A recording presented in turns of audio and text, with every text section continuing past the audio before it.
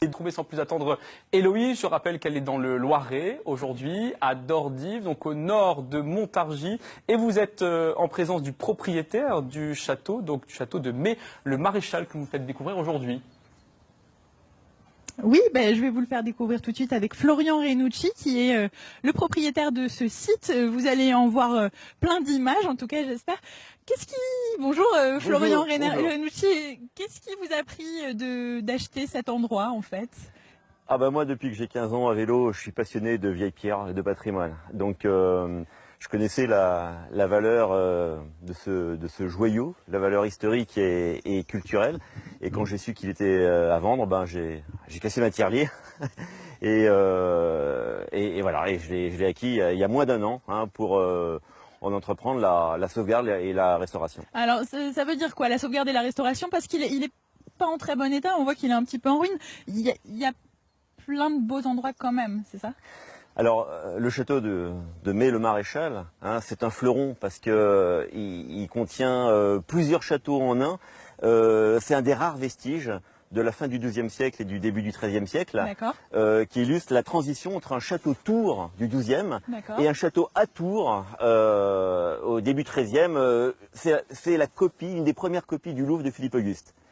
C'est pour ça que vous l'appelez le Louvre du Gâtinais, en fait. Exactement, parce que celui qui le fait construire, c'est Henri Clément, qui est un des premiers maréchaux de France, et un personnage oublié de l'histoire, qui a fait, à partir de 1204, la conquête de la Normandie, de l'Anjou, du Maine, donc qui a agrandi le domaine des rois de France, qui va devenir les États capétiens. Alors, en l'achetant, le but c'est de protéger ce lieu, cet ensemble monumental. De le réhabiliter aussi, parce que donc on voit qu'il y a quand même pas mal d'endroits qui sont abîmés. Est-ce que vous voulez lui redonner, je dirais, sa splendeur d'antan, ou est-ce que vous voulez le laisser en l'état justement? C'est un chef-d'œuvre en péril. Il faut savoir que ce qui motive aussi à avancer, c'est que là il y a 50 mètres cubes de pierre qui est en porte-à-faux. J'ai déroulé les murs, il y a à peu près 1 hectare de surface de mur à enlever l'hier, à refaire des jointoiements, et il y a 2 voûtes à sauver avant qu'elles ne s'effondrent. Moi, je n'ai pas de fortune personnelle, donc pour mettre en œuvre une restauration, il n'y a qu'une seule solution, c'est être original, ouvrir le site à la visite et faire en sorte de développer un produit touristique et en même temps, étant tailleur de pierre, J'allais y venir justement. Dans l'artisanat, c'est organiser effectivement une école de formation à l'artisanat du bâtiment. Je le dis d'un mot parce qu'il ne faut pas tout confondre, mais vous êtes quand même le maître d'œuvre du château de Guédelon dans l'Yonne. Oui. Et donc la pierre, ça vous connaît quand même. Voilà, oui, la pierre et puis la formation. Avec en plus, ici, on est dans un cadre particulier.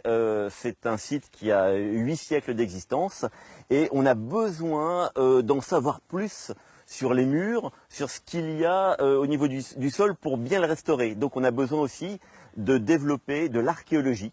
Et le projet, c'est aussi de développer une base scientifique d'archéologie qui permettra la restauration.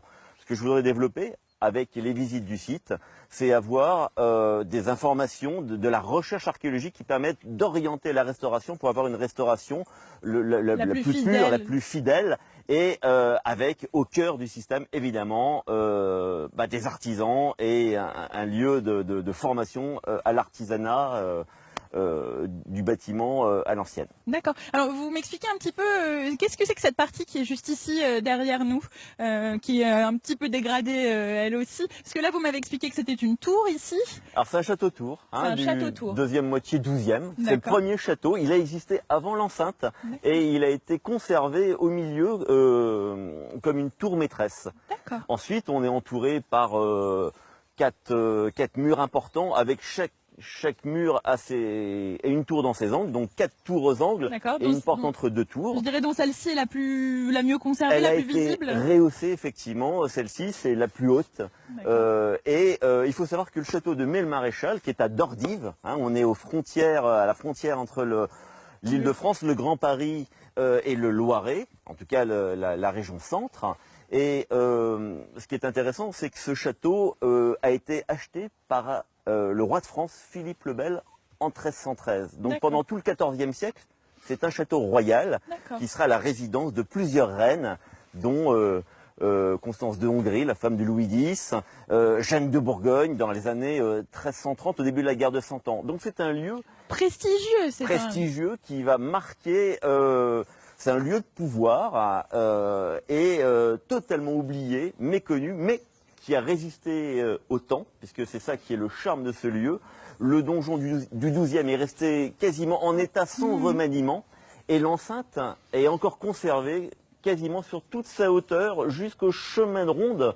Il y a juste les créneaux qui ont été effectivement un petit peu détériorés par le temps. Pour récupérer les pierres. Donc on est dans un monument qui est un des meilleurs témoins de cette transition 12e, 13e. D'accord. On sent votre passion et je sens que vous allez en faire un très bel endroit. On va en reparler avec d'autres invités juste après vous. Héloïse, c'est déjà un très bel endroit. Je ne sais pas si Perrine et Charlie partagent mon avis, mais on a l'impression, lorsqu'on voit Héloïse avec son invité, finalement, qu'ils sont en dehors du temps, qu'ils sont dans une espèce de parenthèse enchantée. Moi, je ferai un petit pique-nique avec eux, avec plaisir. Ah, vous voyez... vous êtes le bienvenu. Allez, préparez le pique-nique, alors on arrive à la fin de l'émission. Mais